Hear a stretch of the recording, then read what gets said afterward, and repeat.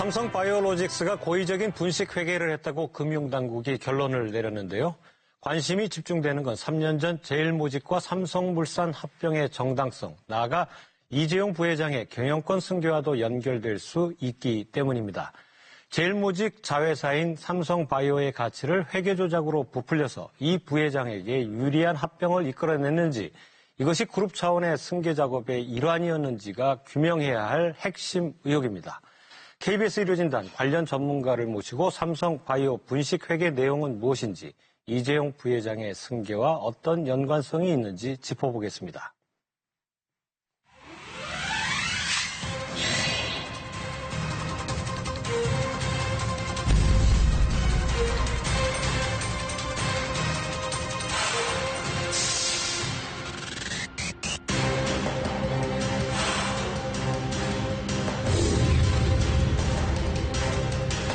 회계 원칙에 맞지 않게 회계 처리 기준을 자의적으로 해석 적용하면서 이를 고의로 위반하였다고 결론을 내렸습니다.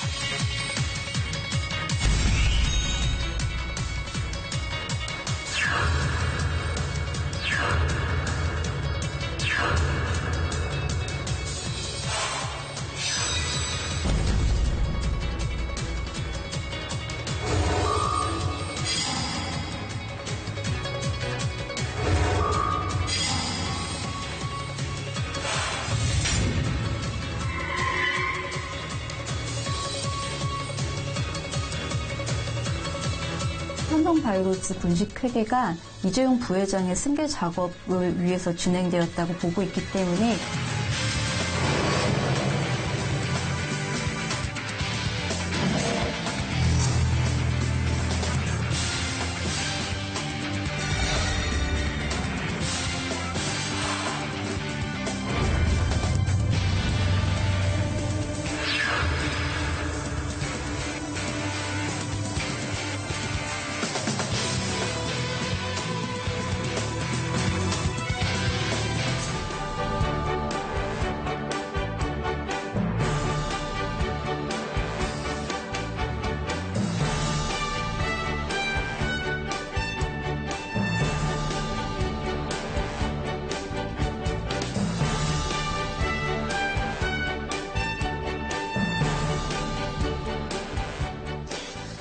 네, 일요일 아침 이렇게 시간 내주셔서 대단히 감사합니다.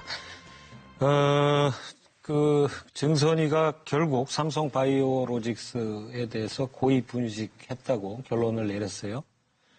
이 문제를 거의 2년 전에 처음으로 제기를 하신 분이 지금 저희 스튜디오에 나와 있는데요. 홍순탁 회계사신데, 그때 그 문제를 어떻게 발견하게 되셨는지부터 좀 들어보고 갈까요? 그런데 이 회계 처리가 이상하다고 지적한 건 제가 처음은 아니고요. 네. 이 2015년 결산에 대한 보고서가 2016년 4월에 나왔는데요. 네. 그때도 여러분들이 여러 언론에서 이런 회계 처리가 말이 되느냐라는 지적이 있긴 있었더라고요. 네. 제가 제기한 거는 그해 11월 정도인데요. 그 삼성물산 합병 때문에 합병에 국민연금이 찬성한 과정에 좀 문제가 있는 거 아니냐라는 의혹이 있었고, 네. 그 과정에서 국정조사가 진행되면서 국민연금의 찬성 근거로 작성한 보고서가 나왔습니다. 그게 이제 적정가치 산출 보고서라는 건데요. 합병 비율은 주가에 따라 나온 건 맞지만 주가는 항상 변하는 거니까 그 비율이 찬성해도 되는지 국민연금이 따져본 것인데요. 거기에 삼성바이오 가치가 굉장히 높게 평가되어 있었습니다. 네. 그런데 이제 뭐 회계사들은 가치가 너무 높으면 일단 장부가 궁금하거든요. 그래서 장부에 무슨 일이 있었는지 한번 봤는데, 제가 알기로는 초기 단계 바이오 기업이라서 아직 이익을 내기 되게 어려운 상황으로 봤는데 아주 큰 이익이 잡혀 있어서 이런 이익이 왜 가능했을까 들여다보는 과정에서 이런 회계 처리는 정말 불가능하다라고 네. 해서 그때부터 의혹을 제기하게 됐습니다. 큰 이익이 결국은 따져봤더니 장부상 변화에서 일어난 부분을 발견해서 이제 문제를 제기하셨다, 이런 말씀이시네요. 그 굉장히 큰 이익. 그 당시 삼성바이오로직스 자기 자본, 그러니까 자산에서 부채를 뿐 내 재산이 6천억밖에 안 되는 회사였어요. 그런데 하나의 회계 처리 한 줄을 가지고 4조 5천억 이익을 만든 거여서 네. 뭘 제품을 판매한 것도 아니고 뭔가 큰 변화가 있는 게 아무것도 아닌데 어떻게 이렇게 큰 이익을 잡힐 수 있었을까?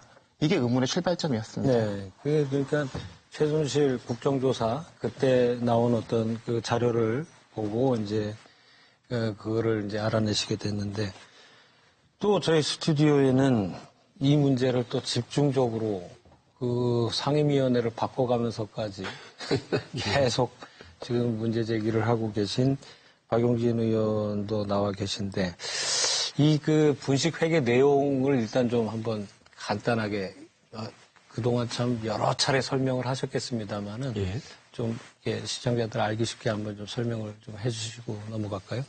분식회계 내용은 아까 우리 홍 회계사님 말씀하신 것처럼 너무 간단해요. 네. 콜옵션 이거를 콜옵션 가치에 대한 평가 기준을 이제 달리하고 그로 인해서 회계 기준이 변경됨으로써 느닷없이 적자 보던 회사가 1조 9천억 원 이 정도의 그 이익을 보는 회사로 그러니까 확 둔갑을 해버리는 일들을 납도깨비 같은 일을 만들어낸 거예요. 그래서 와 이게 상식적으로 가능해? 라고 다들 들여다보는 건데 이번에 제가 이제 공개를 함으로써 증선이를 압박하게 된 그 내부 문서를 이제 보통들 스모킹건이라고 결정적 증거라고들 얘기하는데 그 내용도 한 20페이지 가까이 되고요. 저도 사실은 보고서 이게 무슨 말인지 잘 몰랐고 아마 일반인들이 보시면 이게 히브리어인지 라틴어인지 분명히 한글로 써 있는데 내용을 금방 알아듣기가 어려워요. 내부 문서. 예, 그러나 이제 전문가들이 들여다보면서 하나하나 이제 뜯어보면서 저로서는 좀 주목해야 된다고 생각했던 표현이 몇 가지가 있습니다. 첫 번째로는 우리 자체 평가액은 3조인데 시장 평가액이 8조야. 그에 따라서 이 합병 회계 처리할 때 요것 때문에 이 괴리 때문에 우리는 3조를 평가했는데 시장이 8조. 이것도 말이 이상한데 그것 때문에 나중에 주가가 하락된다든지 합병 비율의 적정성 논란이 벌어지면 큰일 나니까 요거 어떻게 예방해야 된다. 라고 하는 표현이 있어요, 그 안에. 그거 자체도 일단 좀 황당하게 들리고요. 두 번째로는 이게 엄청나게 잘 나가는 회사라고 해가지고 한때는 19조짜리로 평가를 받기도 하고 이랬던 회사가 자본 잠식에 빠질 수가 있다라고 하는 표현이 나와요. 그러니 이거 큰일 났다. 라고 하는 그것이 이제 주목해 봐야 될 표현이고요. 세 번째가 뭐냐면 아까 이제 홍 회계사님 말씀하셨는데 통합 삼성물산이 9월 합병 시에 모직 주가의 적정성을 위해서 바이오로직스의 가치를 6조 9천억으로 했었다. 반영했다라고 하는 표현이 나오니까 뭐야 이거 지금 이렇게 현금은 얼마있니 그리고 다른 부동산은 얼마있니 이렇게 해서 돈 가지고 있는 거를 따지거나 미래 가치를 적절하게 반영해서가 아니라 무슨 숫자를 맞춰놓고 거기에 다 꿰맞춘 건가? 이런 내부의 자체적인 자기 고백이 쭉 나와 있는 내부 문서가 드러나 버리니까는 증선이도 몇 달을 질질 끌고 사실상 한 2년 가까이 끌어오던 것에 대해서 어쩔 수 없이 여기에 대해서 고의에 의한 분식회계다라고 하는 판단을 내린 것으로 보시면 될 겁니다. 네. 앞으로 내부 문서에 관해서는 또 얘기를 하겠습니다만 하여튼 그 내부 문서가 그 삼성그룹 차원의 그 미래전략실하고 삼성 바이오로직스 재경팀이 주고받은 문서죠. 예. 네. 그러면 일단 임수창 기자 그거부터 한번 짚어봅시다. 바이오로직스가 2011년에 만들어졌죠. 네, 그렇습니다. 그리고 이제 지금 자꾸 이제 또 콜옵션 얘기 나오는데 그 회사가 바로 바이오 에피스인데 그건 2012년에 만들어졌죠. 맞습니다. 그런 어떤 경위 좀 잠깐 좀 설명을 좀 듣고 갈까요? 일단 지금 중요한 게 바이오 에피스의 지분을 어떻게 처리했느냐 이걸 가지고 지금 논란이 되고 있는 거잖아요. 맞습니다. 그리고 과연 바이오로직스가 바이오 에피스에 대한 경영권을 갖고 있었느냐 안 갖고 있었느냐 이 두 가지거든요. 그러니까 바이오 에피스를 잠깐 설명을 드리면 이게 말씀하신 대로 2012년에 만들어졌는데 삼성 바이오로직스가 85% 그리고 미국의 다국적 제약회사 바이오젠이 15% 이렇게 출자를 해서 만든 회사예요. 그래서 장부 가격 그러니까 자본금이죠. 이게 3,300억 정도로 만들어졌거든요. 근데 중요한 건 경영권에 대한 부분인 것 같은데 보통 콜옵션을 갖고 있다고 말씀을 하셨지 않습니까?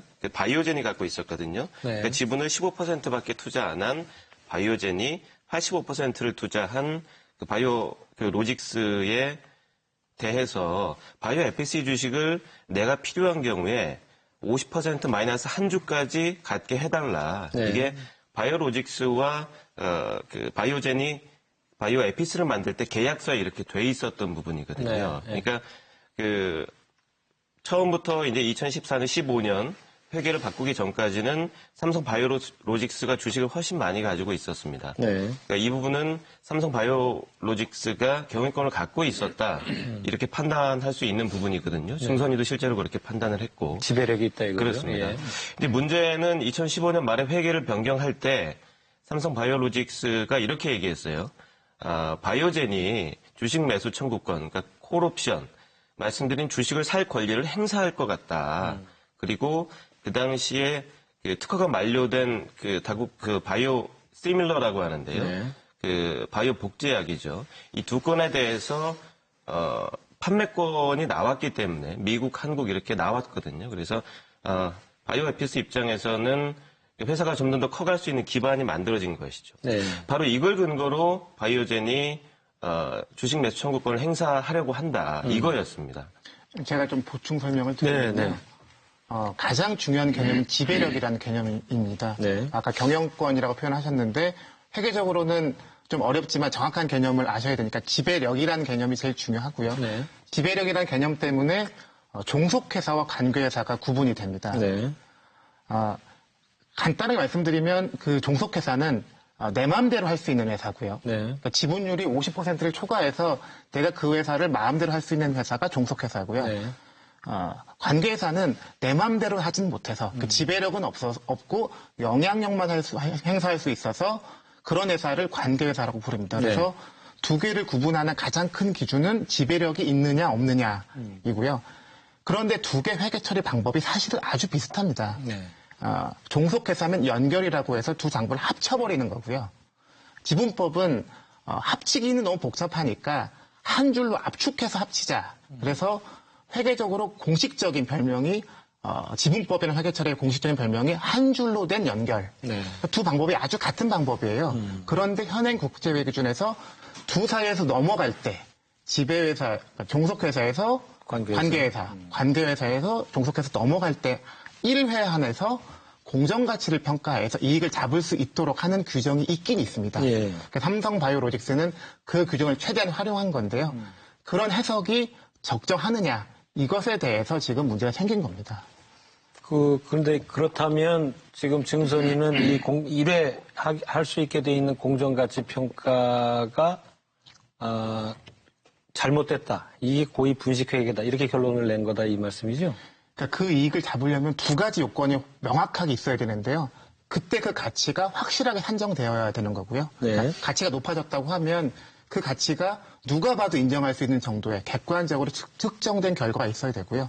두 번째는 높은 게 인정된다는 전제 하에서 과거에는 낮았다.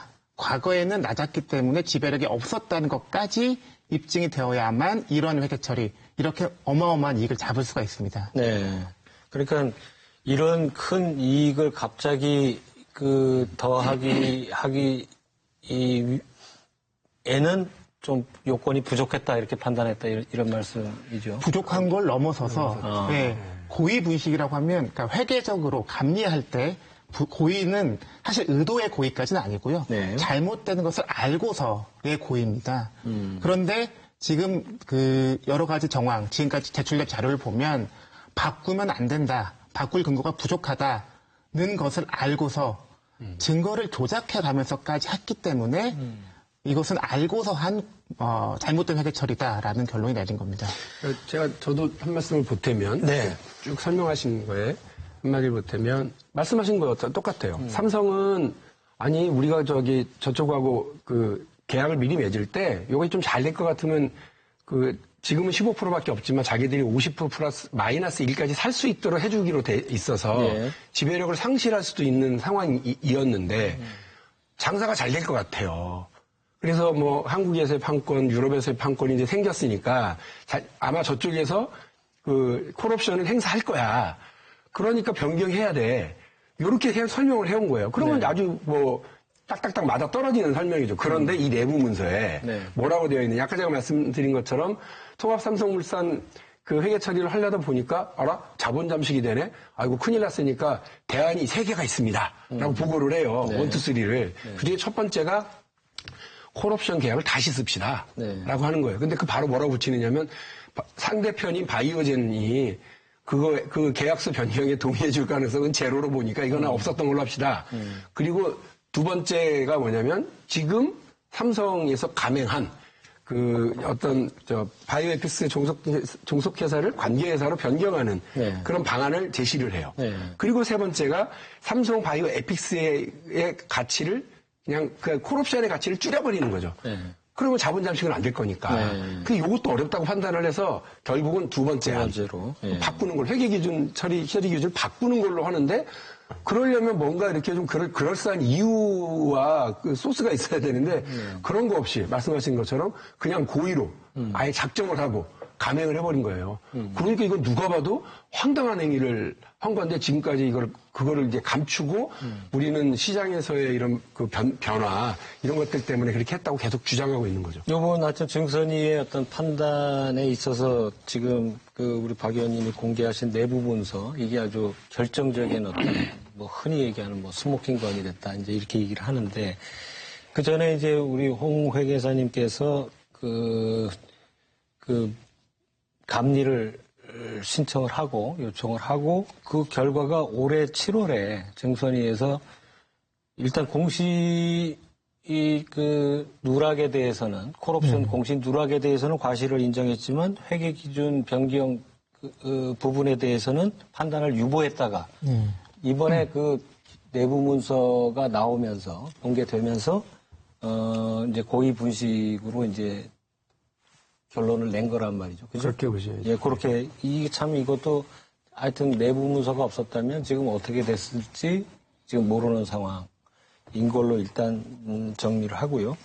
다시 얘기를 좀 거슬러 올라가서 지금 아마 시청자 여러분께서는 자꾸 콜옵션이 지금 어떻게 보면 이 지배력 말씀하신 지배력하고 대단히 이제 연관이 있는데 요 개념 요게 왜 지금 이렇게 중요한지 한 번만 좀 다시 좀 설명을 해 주시겠습니까? 그러니까 그 흔히 이해를 못하는 게 종속회사로 있으면 지배력이 있어서 더 어떻게 보면 이 회사가 잘 될 때 이익이 있을 것 같은데 이게 관계회사로 떨어져 나간 다음에 갑자기 이익이 더 불었다니까 이게 지금 잘 이해를 못 하실 수 있는 부분 같거든요. 예. 뭐 아까 좀 전에 설명도 나왔지만 2015년 시점에서 보면 삼성 바이오로직스는 90% 그리고 바이오젠은 10%의 지분을 가지고 있었습니다. 그래서 네. 지분 구도만 보면 당연히 종속회사가 맞는데요. 그 콜옵션이라는 게 40% 주식을 넘겨줄 수 있는 주식이었고요. 회계 기준에서는 이렇게 90대 10만 보지 말고 잠재적으로 행사될지도 모르는 콜옵션이 가치가 존재하면 실질적으로 이걸 행사할 것 같으면 의도는 정확히는 바이오젠의 의도는 중요하지 않고요. 의도 말고 객관적으로 따져봤을 때 이것의 가치가 충분히 행사하고도 남을 만큼 가치가 있다면 90대 10으로 보지 말고 50대 50으로 보라는 뜻입니다. 네, 네. 그런데 50대 50이면 혼자 지배력을 행사할 수 없으니까 내 마음대로 할 수 없으니까 관계회사로 볼 수 있도록 돼 있고요. 그래서 이제 삼성은 콜옵션에 대해서 갑자기 상황이 바뀌었기 때문에 지분은 그대로지만 90%란 지분은 그대로지만 종속회사에서 관계회사로 바꿔야 된다고 주장을 한 거고요. 마침 그때 공정가치를 해보니 어마어마한 숫자가 높게 나와서 이익이 잡은 것뿐이다. 뭐 요게 이제 삼성의 주장의 셈이죠. 네. 근데 이제 하여튼 흔히 얘기할 때 그 종속회사의 경우에 회계 처리를 할 때 장부 가액으로 하고 뭐 관계회사로 할 때는 시장 가액으로 해서 갑자기 이게 높아진다 이런 설명을 하는데 그 설명은 맞는 설명입니까? 잘못된 것입니다. 잘못된 겁니다. 예. 아까 말씀드린 것처럼 종속회사면 연결, 두 장부를 합칩니다. 합치니까 당연히 장부상의 가치만 반영되고요. 네. 연결은 지분법은 장부끼 통째로 합치기는 복잡하니 그 대상회사의 주식을 한 줄로 압축해서 가져오는 건데요. 네. 연결과 동일하게 장부상의 가치만 가져옵니다. 네. 그래서 지속적으로 지분법을 하는 거와 지속적으로 연결을 하는 것은 결과가 똑같습니다. 그런데 분류가 바뀌어야만 종속회사에서 관계회사로 분류가 바뀌면 그때 딱 한 차례 한해서 공정가치로 모든 걸 팔았다가 다시 사는 것처럼 이익을 잡을 수 있도록 한 건데요. 네. 그 빈틈을 최대한 활용한 거죠. 알겠습니다. 이해를 하셨는지 잘 모르겠는데, 하여튼 콜옵션은, 바이오 산업을 시작하면서 이 바이오젠이라는 아주 세계적으로 이 부분에 전문성이 있는 회사를 같이 협업을 하기 위해서 어떤 걸 옵션을 준 거죠. 그죠? 그래서 주식 매수를 정해진 가격. 해당 가격에 할 수 있도록 어떻게 보면 삼성 쪽에서는 굉장히 혜택을 줬는데, 자, 이제 그러면 그게 이제 콜옵션이라고 정리를 하고요. 지금 증선이가 판단을 내리고 나서 삼성 쪽에서 여러 가지로 지금 반박을 하고 있어요. 네. 지금 그 내용을 임수창 기자가 좀 살짝 좀 정리를 좀 해보고 넘어갈까요? 네, 핵심은 이겁니다. 2015년 회계 기준을 변경했을 때 이게 과연 그 전에 지배력이라고 아까 회계사님께서 표현을 하셨거든요. 근데 이번에 증손이가 발표하면서 낸 자료를 보니까 이렇게 주석이 달려 있더라고요. 회계기준서는 지배력 판단에 대한 변경이 있는 경우에만 보유지분 가치의 공정가치 평가를 허용한다. 이렇게 되어 있습니다. 네. 그러니까 지배력을 누가 갖고 있었느냐. 증손이에서는 그 이전부터 지배력이 없었다. 삼성 바이오로직스에서. 그러니까 바이오젠하고 공동 경영. 왜냐하면 어차피 지분의 절반을 가져갈 수 있는 구조였기 때문에 이거는 공동 경영 체제다. 이렇게 증선에서 판단을 했거든요. 그런데 바이오로직스에서 가장 반발하는 부분은 아니다. 그 이전엔 우리에게 지배력이 있었지만 이 콜옵션이 행사돼서 지분을 가져가면 그때 공동 경영 형태가 되는 것이다. 왜냐하면 양쪽이 계약서를 썼을 때 이런 조항이 있었다고 해요. 그러니까 경영권, 지배력은 지분을 52% 이상 가진 사람이 갖는다. 네. 이렇게 돼 있었거든요. 근데 이게 콜옵션을 행사하면 50대 50, 한 주 차이가 있긴 하지만 이렇게 되기 때문에 그래서 경영권이 없어진다고 본 거고 증선이가 그 이전에 2012년부터 14년까지는 그때도 공동 경영이었다라고 봤거든요. 증선이는. 네. 그런데 그 이전에는 52% 이상 바이오로직스가 지분을 가지고 있었기 때문에 그때는 우리가 경영을 하고 있었다. 네. 콜옵션이 행사될 가능성이 생기면서 그때부터 공동 경영 상태가 된 거지. 증선이가 그렇게 판단하는 것은 계약서라든지 아니면 양쪽의 합의 사항을 잘못 이해한 것이다. 이게 삼성 쪽의 얘기거든요. 사실 이 두 분이 워낙 유명한 삼성 저격수라서 제가 본의 아니게 삼성 쪽 지금 입장을 설명을 드릴 수밖에 없는 구조인데 일단 바로 그 공동 지배를 그 이전에는 아니었다. 바이오로직스가 지배력을 갖고 있었고 경영권을 갖고 있었고 회계 처리를 할 때쯤 그때쯤 콜옵션이 변수가 됐기 때문에 그 이후에는 공동 경영 상태로 보는 게 맞다. 그러니까 증선이가 그 이전에 이거 바이오로직스하고 바이오젠이 공동 경영했던 거 아니냐 이렇게 판단하는 것은 판단을 잘못한 거다. 이게 가장 쟁점이 되는 부분이 될 것 같습니다. 네. 어떻습니까? 그러니까 콜옵션을 보유한 거, 그다음에 행사한 거, 지금 이거 갖고 지금 쟁점이 되고 있는 것 같은데요. 아니요, 행사는 2018년에나 했죠. 네. 2015년에도 행사하진 않았습니다. 네, 네. 그냥 행사 가능성이 높아졌다. 이를테면 5만 원의 주식을 살 수 있는데 그 주식이 10만 원이 됐다. 그러면 행사할 것 같잖아요. 네, 네. 만약 4만 원이었다. 그러면 행사할 것 같지 않고요. 그런 판단이 1차적입니다. 그래서 이 주식은 살 수 있는 가격이 거의 5만 원, 6만 원 정도에서 고정되어 있었는데요. 네. 비슷한 수준이었는데 지금 이 주식 가치가 만약 40만 원이 돼버렸다. 그러면 누가 봐도 이건 살 것 같지 않냐. 그래서 행사 가능성이 높아졌다고 해서 2015년에 종속회사에서 관계회사로 바꾼 거고요. 네. 실제 행사는 2018년에 이루어졌습니다. 그러니까 삼성 쪽에서는 행사할 것 같은 그 상황에서 그렇게 회계 기준을 바꾼 것도 국제 회계 기준에 어긋나지 않는다 이런 주장 아닙니까 지금? 맞습니다. 예. 그러니까 그 행사할 것 같아도 할 수 있는 건 맞고요. 네. 그런데 그럼 2014년의 상황은 뭐였느냐라고 보면 2014년에도 삼성이 주장하는 주식은 5만 원에 가져갈 수 있는데 실제 가치는 그 이상의 상황은 여전히 유지됐다. 2013년도 마찬가지다. 2012년도 마찬가지다. 삼성의 논리를 그대로 따라가면 이 콜옵션의 그 가치는 항상 양의 수치, 그러니까 주식 가치가 행사 가격, 살 수 있는 것보다 높았기 때문에 그리고 여러 가지 계약 조건을 고려하면 언제든지 이거는 가져가고 싶은 주식이었기 때문에 네. 2012년부터 거슬러 올라가서 지배력이 없었고 관계사로 봐야 된다. 삼성이 주장했던 2015년 상황이 2014, 13, 12에도 동일하게 있었다고 보는 게 증선의 해석입니다. 해석이고. 예. 근데 사실 2015년에 어떤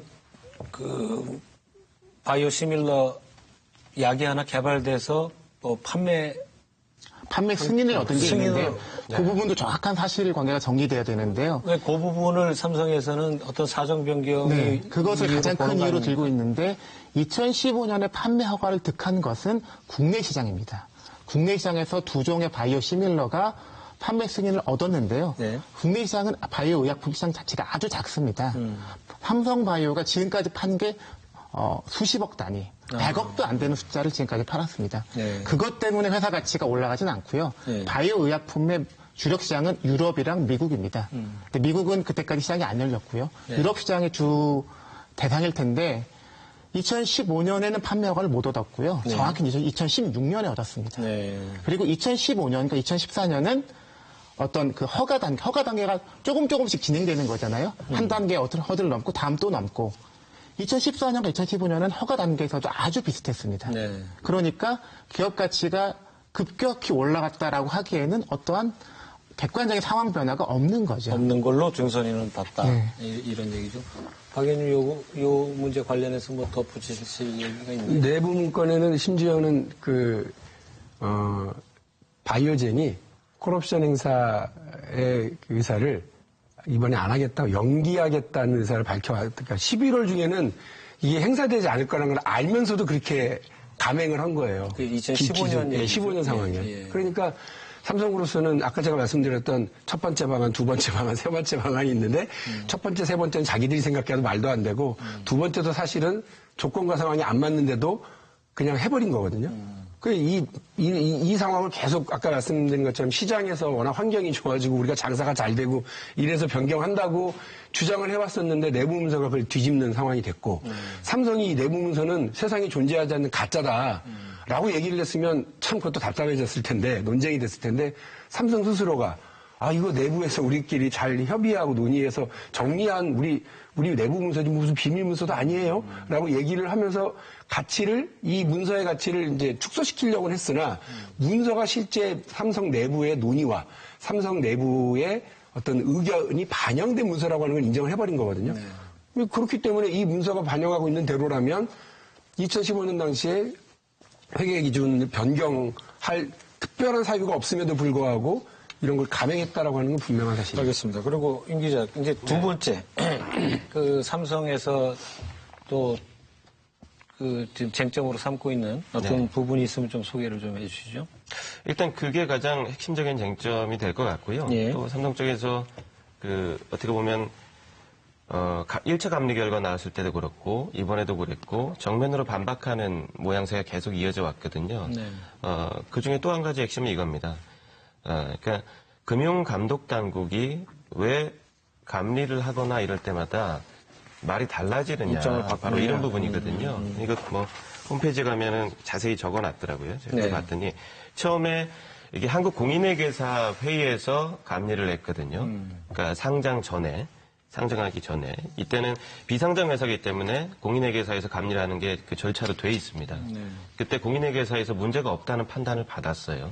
그리고 나서 이제 2016년부터 17년까지 1차 감리를 받아서 1차 감리 결과가 나왔는데 그때는 이 회계를 그러니까 회계를 왜 이게 지금 포인트가 아까 회계사님께서 말씀하신 것처럼 증선위에서는 이걸 두 공동 지배로 봐야 된다고 이번에는 얘기를 했거든요. 네네. 그런데 1차 감리 결과 때는 아니다. 이거는 삼성바이오가 지배력을 갖고 있는 회사다. 그래서 지금까지도 삼성바이오로직스가 지배력이 있는 회사로, 그러니까 지분법이 아니라 장부가액으로 평가를 했어야 맞다 이렇게 얘기를 했어요. 어떻게 보면 그 처음에 문제가 없다고 했다가 이번에 증손위가 발표한 거하고 반대되는 내용이 1차 감리 때는 나왔었던 거거든요. 그러니까 뭐 다른 걸 다 차치하고라도 어쨌든 금융감독당국에서 판단할 때마다 물론 1차는 공인회계사 회의였지만 그것도 법적으로 정해진 절차거든요. 규정대로 한 거기 때문에. 그럼 이렇게 그 공적인 판단 기준이 달라진다는 건 이해하기 힘들지 않겠느냐. 네. 바로 이 두 번째 포인트가 이런 부분에 대해서 반발을 강하게 하고 있는 겁니다. 사실 그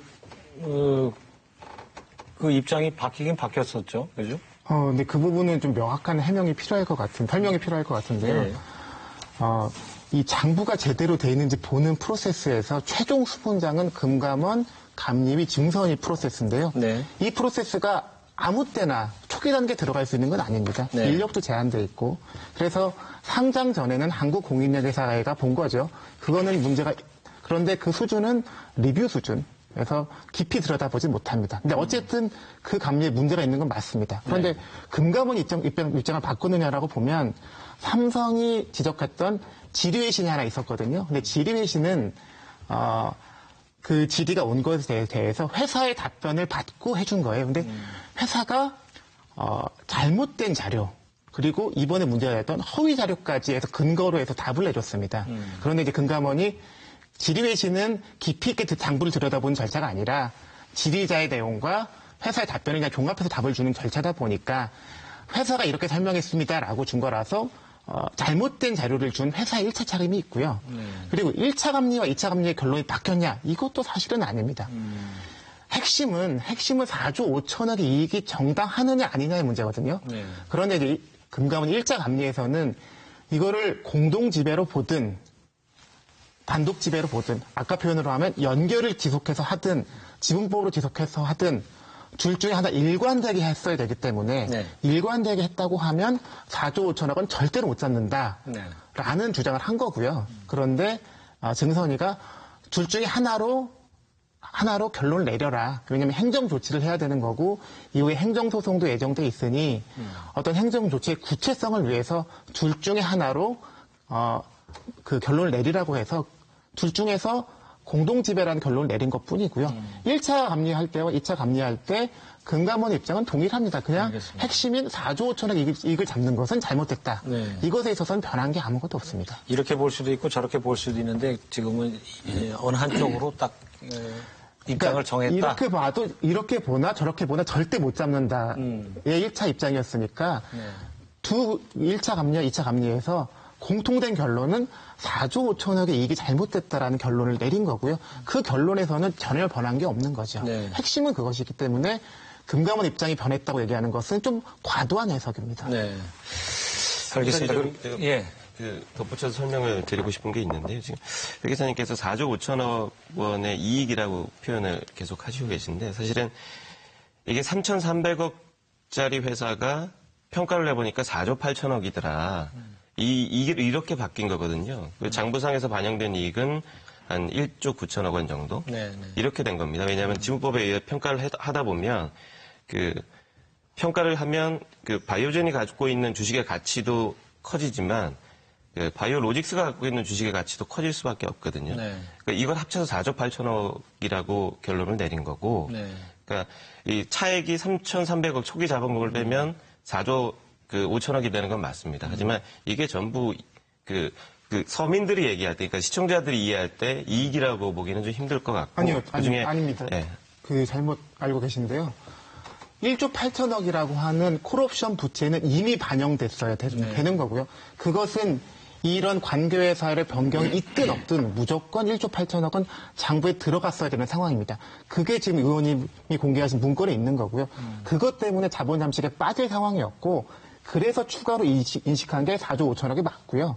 4조 5천억에서 1조 8천억을 빼면 2조 7천억이 남고 법인세라는 거를 계산하기 때문에 법인세 효과를 계산하기 때문에 그 과정에서 일부 빠져서 최종적으로 효과가 2조 1천억이 된 것이지 잘못 회계 처리한 금액은 4조 5천억이 맞고 네, 맞습니다. 증선이 네. 조치도 4조 5천억으로 나갔습니다.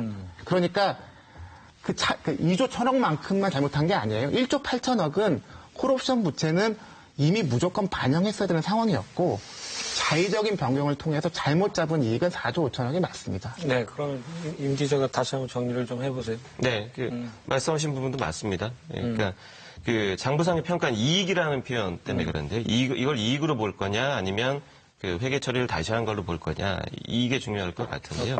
말씀하신 대로 이 4조 5천억이 장부상에서 커진 건 늘어난 건 맞아요. 늘어난 건 맞고 대신 거기서 말씀하신 대로 부채를 빼고 계산을 하면 그러니까 실제로 장부상에 올라갔던 그 이익이라는 표현, 통념적으로 저희가 이해하는 이익으로 표현은 한 2조 원 정도. 1조 9천억이 그러니까 맞다. 같은 말이지만 이걸 이익으로 볼 거냐 아니면 뻥튀기 된 금액으로 볼 거냐 이 기준에 따라 좀 달라진다고 볼 수 그거는 있습니다. 아니, 이걸 안 했으면 1조 8천억의 자본 잠식 회사일 것을 1조 9천억 뭐 이렇게 만들었기 때문에 차익이 4조 가까운 게 되는 거예요. 저는 영의 기준으로 보시면 안 되고 지금 이익이라는 표현에서 그러는 것 네, 같아요. 제가 논쟁을 벌이자는 게 아니라 예. 시청자들이 이해하기 쉽게 그 개념을 좀 쉽게 설명해 드리려고 제가 말씀을 드린 겁니다. 네, 네. 뭐 회계사님이 말씀 잘못하셨다 그런 건 아닌 것 같아요. 예, 그러면 지금 이제 이 문제가 왜 이렇게 중요하냐면 이게 지금 삼성의 승계 작업하고 관련이 지금 있다라고 봐서 지금 이렇게 지금 관심을 끌고 있는 거 아니겠습니까? 그죠? 우리 박 의원님 보실 때는 그 연관성은 어떻게 보시나요? 뭐 하여간 복잡한 얘기를 최대한 쉽게 설명해야 되는 이 일요일 아침에 중압감이 이제 어마어마한데요, 사실은. 삼성그룹 전체를 내가 먹고 싶다. 그럼 가장 핵심이 뭐냐? 삼성전자예요. 네. 420조 정도가 되는 삼성그룹 전체의 가치에 한 340조 정도를 차지하는 게 삼성전자니까요. 네. 그럼 이 삼성전자를 내가 갖겠다라고 마음을 먹은 사람이 있다고 한다면 요 이제 그 지분 구조로 보면 되겠죠. 네. 1등 국민연금 9%, 2등 삼성생명 8.23%, 3등 삼성물산 4.6%, 네. 그리고 이제 이건희 3.6, 뭐 그다음에 홍라이 0.7, 그리고 이재용이 6번째로 나와요. 0.6. 요거밖에 없으니까 엄마 거 내 거, 아빠 거도 내 거 이렇게 계산을 하더라도 얼마 안 된단 말이에요. 그래도 이렇게 눈을 들여다보니까 이 삼성물산이 중요한 거예요. 왜? 첫 번째, 삼성생명이 제일 많이 가지고 있는데 국민연금 다음으로 여기는 아빠인 이건희 회장이 제일 많이 갖고 있어요. 1등이에요. 20.2%. 그 다음 삼성물산이 여기 19.8을 가지고 있어요. 네. 그리고 삼성물산은 그러니까 삼성생명의 제 두 번째 대주주이기도 하지만 그 자체로 4.6%라고 하는 상당히 큰 삼성전자에 대한 지배력을 가지고 있거든요. 네. 오케이. 그러면 여기가 내 거이면 제일 좋겠는데 안타깝게도 이재용 부회장이 그 당시에 구 삼성물산에 단 한 주도 없어요. 네. 여동생들도 단 한 주도 없어요. 다만 원래 이름은 에버랜드인데 합병을 해가지고 이름을 그냥 제일모직으로 바꾼 그 회사만 자기들 일가의 지분이 엄청나거든요. 네. 그러니까 요거하고 삼성물산하고 섞어갖고 쉐이크 해가지고 지분율은 지배력은 좀 낮아지더라도 압도적 1위를 차지하면 되겠구나. 이거 너무 단순한 생각이잖아요. 그거를 하게 되면 된다. 그런데 아파트 팔아서 잘 나가고 있는 회사하고 땅 좀 가지고 있는 회사하고 이거를 섞어보자니 삼성물산 주주들이 싫어한단 말이에요. 그러니까 막 반발하고 난리가 나니까 뭐 정유라한테 말도 사주고 최순실한테 뭐 뇌물도 주면서 대통령한테 영향력을 행사하고 하다가 대통령도 감옥 가고 국민연금 이사장도 감옥 가고 본부장도 감옥 가고 경제수석도 감옥 가는 거 그리고 본인도 감옥 가는 황당한 스토리가 만들어진 이런 상황. 네. 이런 상황인데 이때 삼성물산의 가치는 쭈그러뜨리고 제일모직 가치는 높이는 게 좋다라고 하는 건 너무 단순한 상식이잖아요. 이 제일모직의 가치를 높이는데 동원된 게 보통 시중에서는 두 가지로 보는데 첫 번째는 에버랜드가 갖고 있는 많은 땅값이 갑자기 평가 가치가 뛰었다고 하는 것이 최근에 알려졌어요. 요것도 지금 국토부가 조사를 해서 이상하다 이래서 검찰에 고발된 상태로 알고 있고. 공시지가가 갑자기 높아져 버렸죠. 평상시에는 세금 조금 내려고 그랬는지 모르지만 땅값이 되게 낮게 있다가 갑자기 뛰니까 이거 이상하잖아요.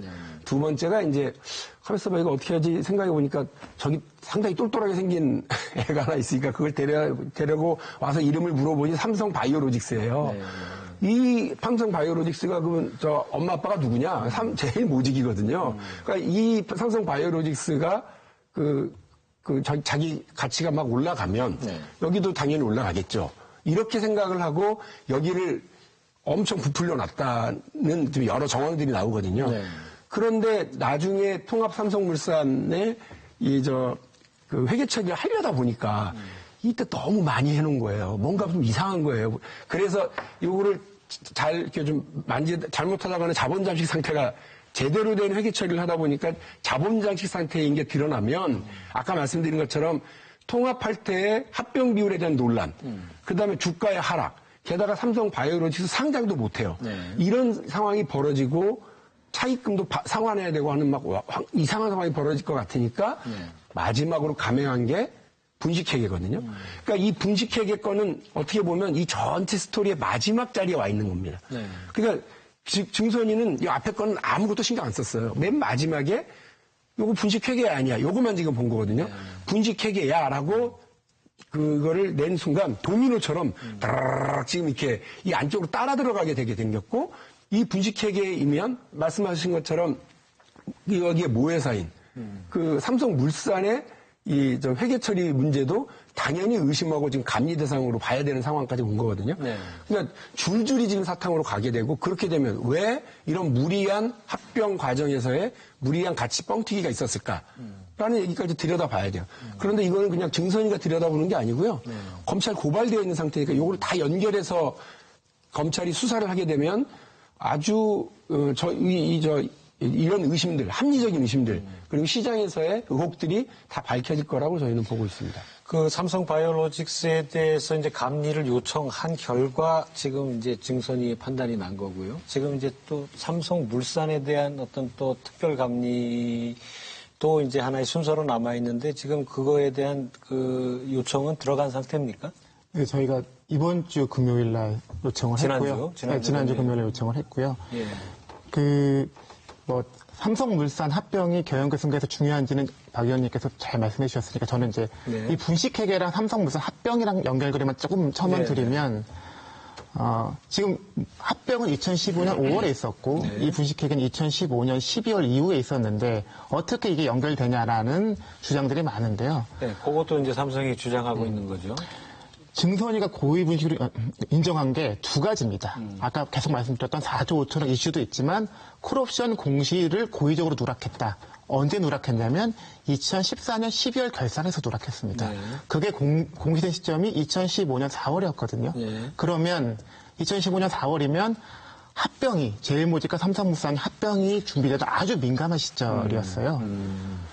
콜옵션이라는 것은 아까도 보셨지만 삼성바이오가 에피스라고 하는 중요한 회사의 90%를 가지고 있는 줄 알았는데 40%를 헐값에 넘겨줘야 되면 사실은 50%만 갖고 있는 거거든요. 그것이 2014년 합병할 때는 아무도 모르겠다는 거죠.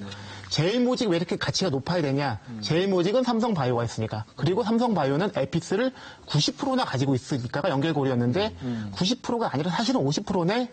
이것이 시장에 알려졌다면 그리고 국민연금이 이 합병에 대해서 찬성할지를 따져볼 때 그 정보를 반영했다면 합병 찬성이 어려웠거든요. 불가능했습니다. 그러면 합병이 가결되는데 이 콜옵션을 숨긴 게 굉장히 중요한 포인트가 되고요. 이게 하나의 앞부분에 있는 연결고리고 두 번째 4조 5천억은 의원님께서 말씀하신 것처럼 삼성물산 회계를 거쳐서 갑니다. 합병에 뭔가 사후 뒷수습을 하다 보니까 삼성물산 장부를 잘 만들어야 됐고 예쁘게 만드는 과정에서 요 평가액이 나왔는데 그 평가액 때문에 자본 잠식이 나와서 이런 사단이 일어난 거니까요. 삼성물산 장부를 합병회계를 잘 들여다보면 뒤쪽으로 연결되는 연결고리도 찾아낼 수가 있을 겁니다. 네, 이게 무슨 얘기냐면 하여튼 삼성 쪽에서는 그 제일모직하고 삼성물산하고 2015년 5월에 합병을 했는데 바이오로직스의 회계 처리 기준 변경 이제 증선위에서 분식회계로 판단이 난 거는 난 그 행위는 2015년 12월에 있었다. 이게 왜 자꾸 합병하고 관계가 있다 그러느냐라는 부분에 대해서 2014년 결산에서 그 콜옵션 공시를 고의로 누락한 부분이 이 합병을 도왔다 이제 이런 말씀이신 거고요. 그렇다면 이 합병, 아까 이제 박 의원님께서도 잠깐 언급을 해주셨는데, 합병 비율에 대한 어떤 또 재논의가 있을 수도 있는 부분입니까? 임수장 기자가 그 부분은 어떻게 이 보십니까? 당시 합병 비율은 많이들 아시겠지만 주가를 기준으로 이렇게 결정이 됐거든요. 물론 회계사님께서 말씀하신 대로 그 주가의 그 삼성 바이오로직스의 가치가 좀 과대하게 포장이 돼서 그 주가가 받쳐졌다면 그 부분에 문제가 있다라고 볼 수는 있습니다. 문제가 있다라고 볼 수 있는데 지금 그 금융감독당국의 공식적인 입장은 일단은 지금 이제 갖고 있는 것만 보겠다. 그래서 일단 바이오로직스가 장부를 고치면 그 고친 숫자가 삼성물산의 장부로 들어가야 되거든요. 그러면 삼성물산의 숫자가 어떻게 바뀌느냐.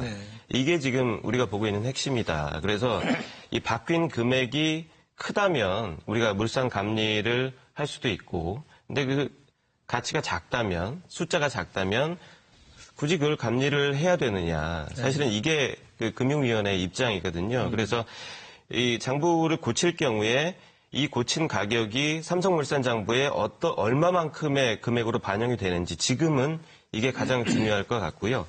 그 합병 비율 문제까지 가기에는 아직은 좀 이른 단계가 아닌가 싶습니다. 그런데 말씀하신 대로 도미노처럼 어떤 것들이 계속 나오다 보면 당연히 갈 가능성을 배제할 수는 없겠죠.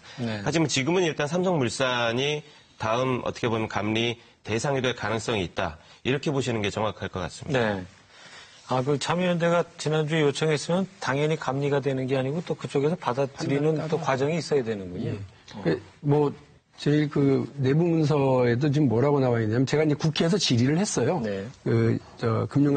금융위원장 최종국 금융위원장한테 질의를 했는데 여기 합병 당시 제일모직의 주가의 적정성 확보를 위해서 그 바이오로직스의 그 가치를 6조 9천억 원으로 반영. 이거 뭐야? 그러면 그 시장에서의 어떤 평가라든지 그 돈이 얼마 있고 부동산 가격이 얼마고 이런 걸 따져서가 아니라 단지 합병 당시에 어떤 그러니까 제일모직의 가치, 어떤 주가의 적정성을 뒷받침하려고 6조 9천억으로 만들었다는 얘기야? 라고 하는 부분을 제가 지적을 하면서 이렇게 되면 좀 이것도 들여다봐야 되는 거 아니에요? 그랬더니 의원님 말씀에 일리가 있습니다라고 답을 했어요. 그러니까 그러나 이제 또 그 다음은 또 원칙으로 돌아가죠. 다시 아주 원리 원칙대로 그냥 이거는 금감원이 판단하고 증선이가 판단할 문제지 제가 판단할 문제는 아닙니다라고 이제 한 발을 뺐는데 어쨌든 이거는 누가 봐도 이상한 상황이니까 들여다봐야 되는 거고 이게 이제 쭉 가면 아까 말씀하신 것처럼 그 합병 비율, 그러니까 1대 0.35라고 하는 합병 비율이 만들어져서 된 거는 그게 5월이에요. 그런데 이거를 찬성할 거냐 말 거냐, 이 합병 비율에 따른 그 합병을 찬성할 거냐 말 거냐고 주주총회가 열린 건 7월이에요. 그리고 이제 둘이 합쳤어요. 우리는 통합삼성물산이에요라고 한 거는 이제 9월이고. 그러니까 요 시점을 다 놓고 보면 요 당시에 5월 달에 어쩌다가 그러면 주식 가격이 그렇게 정해졌냐. 이것도 말이 많았어요, 그때. 이미 시장에서 두 분 다 잘 아실 텐데, 시장에서는 막 계속 경고음이 울렸거든요. 심지어는 그래서, 서울 고등법원에 이제 민사가 있었고요. 고등법원의 판결문에 이런 얘기들이 나옵니다. 아파트 만들어 파는 삼성물산이 총회가 있기 전에 상반기에는 300채밖에 아파트 공급을 안 해요. 하반기에 통합 끝나고 나니까 1200채인가를 공급을 합니다. 이거 좀 이상하죠. 두 번째, 중동 쪽에서 한 2조가 넘는 대형 수주를 했는데요. 공시가 안 돼요. 이것도 판결문 안에 이제 나와 있는 내용입니다. 그래서 심지어는 서울 고등법원 판결문에 뭐라고까지 나와 있냐면 합병을 앞두고 누군가에 의해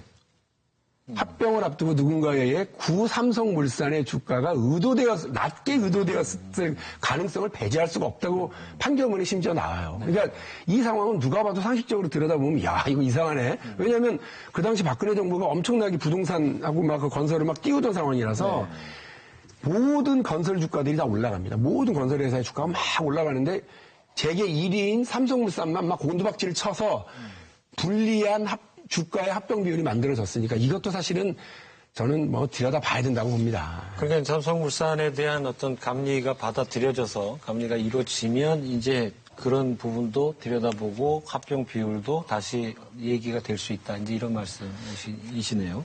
네, 뭐 물론 이제 그 합병 비율은 아까 이제 기자님께서 말씀하신 것처럼 주가에 따라 나왔으니까 주가에 대해서 누군가 이렇게 그 도전하는 게 쉽지는 않잖아요. 네. 시장에서 결정된 것인데 그런데 이제 많은 정보들이 쌓여 있죠. 이제 박 의원님이 말씀하신 것도 쌓여 있고 그런데 추가적으로 삼성물산 감리를 통해서 삼성물산을 연결고리로 해서 뭔가의 부실회계가 더 나온다고 하면 그때는 합병 비율에 대해서도 좀 더 다시 한번 고민을 해봐야 되는 거 아닌가. 금감원이 이 감리 요청을 받아들일 가능성은 얼마나 보시나요? 그러니까 저희가 하는 건 정확히는 그냥 민원 신청이고요. 누구나 할 수 있는 민원 신청입니다. 그래서 민원의 내용을 보고 금감원에서 이거는 들여다볼 필요가 있다고 판단을 해줘야 그 다음 절차가 들어가는 건데요.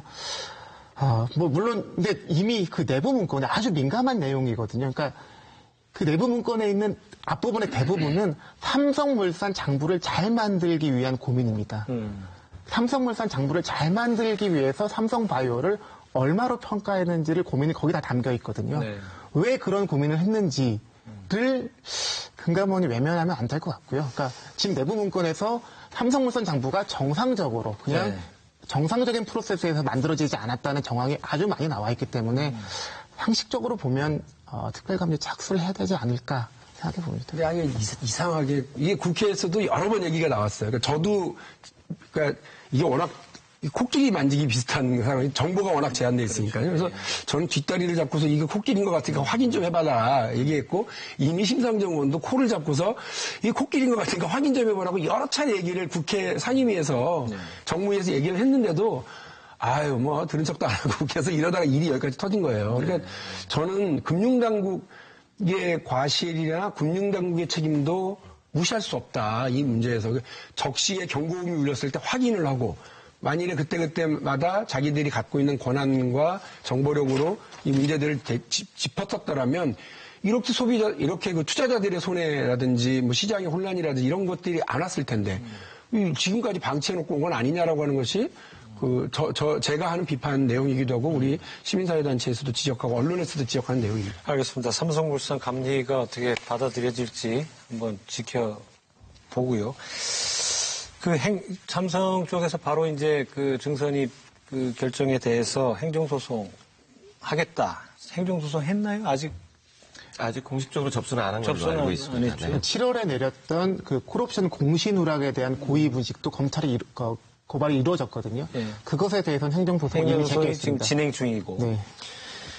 그러면 만약 이제 행정소송을 하면 지금 증선위에서는 이제 검찰 고발하고 이제 검찰 수사 재판 이렇게 쭉 이어질 텐데 어떻게 보세요? 이 행정소송의 어떤 결과하고 이 검찰 수사하고 또 재판 또 다른 트랙으로 진행되는 이 서로 어떻게 영향을 주고받는다고 봐야 되나요? 어떻게 봐야 되나요? 어쨌든 제가 그냥 저 혼자서 판단하기로는 삼성바이오로직스는 무조건 행정소송을 할 거다 이렇게 봤고요. 네. 그래야 그 이슈가 삼성바이오로직스에 묶여 있겠죠. 그다음에 그 증선이가 내린 조치 중에 그 대표이사 해임 권고 건이라든지 80억에 대해서 돈 물어내라 이렇게 그 한 부분에 대해서는 그 버티기가 되는 거고요. 그것도 이제 행정적 조치가 지연이 되겠죠. 네. 그리고 지금 우리가 다 들여다보고 있는 삼성물산으로 불똥이 번지는 거, 이재용으로의 그 어떤 경영권 승계 작업이 있었느냐 없었느냐라고 하는 이 문제로까지 불이 번지지 않도록 하기 위해서 필사적일 테지만 검찰의 수사는 다른 거거든요. 네. 검찰의 수사는 이젠 이거 분식회계야? 들여다보고 그와 연결돼서 우리 회계사님이 딱딱딱딱 지적해 주신 부분들도 다 봐야 되거든요. 그러면 압수수색을 통해서 자료를 확보하고 증거를 확보하고 참고인을 부르고 이렇게 불러서 하다 보면 저희들이 그냥 장님 코끼리 만지기식으로 더듬더듬하고 있는 거를 전체적으로 조망할 수 있는 그런 조건이 되는 겁니다. 그러면 전혀 다르게 지금 검찰 수사는 나갈 거라고 저희는 보고 있어요. 알겠습니다.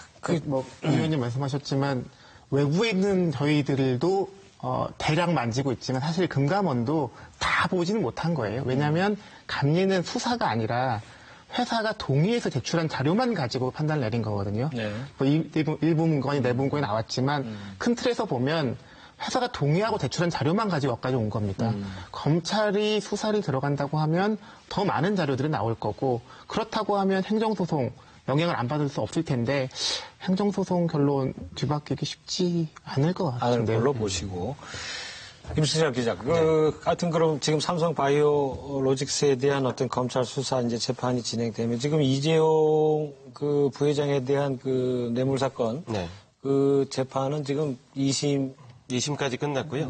무죄 받고 네. 지금 대법원 가 있단 말이에요. 맞습니다. 무죄는 아니고요. 유죄인데 집행유예죠. 네, 아니, 근데 하여튼 그 승계 부분 관련한 없었던 걸로 어떤 보고 있으니까. 뇌물 부분은 그게 확 낮아진 지금 그 말씀 드린 거고요. 예. 그러면 지금 그 연관 관계는 지금 어떻게 보세요? 지금 이제 대법원의 마지막 판단이 남아 있거든요. 네. 이재용 부회장 같은 경우에는. 근데 뭐 많이들 아시겠지만 최종심에서는 새로운 증거 채택이 굉장히 어려워요. 네. 기존에 있었던 자료들만 가지고 판단을 하기 때문에 어려울 수 있는데 그래서 이런 얘기가 나옵니다. 대법원에서 파기환송을 시켜서 고법에서 이걸 새로운 증거로 채택하고 다시 한번 이 사건을 들여다봐야 하는 거 아니냐. 이런 얘기들이 나오고 있거든요. 근데 만약에 대법원에서 파기환송을 안 시키고 자체 판단을 한다면 새로운 증거가 추가되긴 어렵기 때문에 네. 이거는 파기환송을 시킬지 아니면 대법원이 그대로 판결을 내릴지 대법원의 판단을 일단 봐야 어떤 영향을 미칠지를 좀 판단할 수 있을 것 같습니다. 박 의원님 생각은 어떠세요? 근데 뭐 대법원의 즉 사실은 같은 사건을 조금씩 다른 두 개의 이심의 그 판단이 올라와 있어요. 하나는 이재용 사건입니다. 이재용 사건은 그 광범위한 어떤 경영권 승계를 위한 광범위한 뭐 로비라든지 뭐 계획이라든지 이런 게 존재하지 않았어. 네. 그러니까 그 뭐 어떤 청탁을 하기 위한 뇌물이 아니야. 그냥 단순 뇌물이고 그냥 뜯긴 거야. 뜯긴 사람도 뇌물 준 사람도 뭐 문제지만 이거 뜯긴 건데 좀 이건 약한 거 아니야? 나가. 그러니까 유죄는 유죄인데 뭐 나가서 살아. 여기 집행유예야. 이렇게 된 거고요. 박근혜 전 대통령에 대한 재판은 그게 아니에요. 이런 모의가 있었다라고 한 거니까 같은 사건을 여기는 모의가 있었다, 여기는 모의가 없었다라고 한 겁니다. 대법원 판결을 해야 돼요. 그래서 특별한 증거가 없더라도 대법원에서 박근혜 그 재판에 대한 그걸 채택을 하게 되면 저는 반드시 파기환송 될 거라고 보고요. 수사를 빨리 해야 됩니다. 지금 참여연대가 고발해놓은 사건, 각종 사건들에 검찰이 왜 이렇게 느릿하졌는지 저도 지금 속이 답답한데 그런 부분에 대해서 빨리 수사를 해서 어떤 그 결과들이 이게 드러나면 아무래도 대법원에서도 이 영향을 받죠. 그래서 네. 빨리 움직여야 정의가 실현된다고 경영권 봅니다. 승계 프로그램이 없다라고 판결하는 거는 이재용 2심밖에 없습니다. 네. 관련된 모든 이재용 1심을 포함해서 모든 그러니까 지금 판결에서 이제 대법원의 그 파기환송 여부를 지켜봐야 될 것 같군요. 네. 예. 어떻게 오늘 이렇게 하다 보니까 벌써 마칠 시간이 됐습니다. 오늘 말씀 여기까지 듣고요. 이렇게 나와주셔서 대단히 감사합니다. 기업의 회계 부정은 자본시장의 기본 질서를 부정하는 일입니다. 이제 공은 검찰로 넘어갔는데요. 철저한 수사로 우리 경제 정의를 다시 바로잡고 재벌의 투명 경영을 위한 계기를 마련하길 바랍니다. 이루어진다는 오늘 순서 여기서 모두 마치도록 하겠습니다. 시청자 여러분 대단히 감사합니다.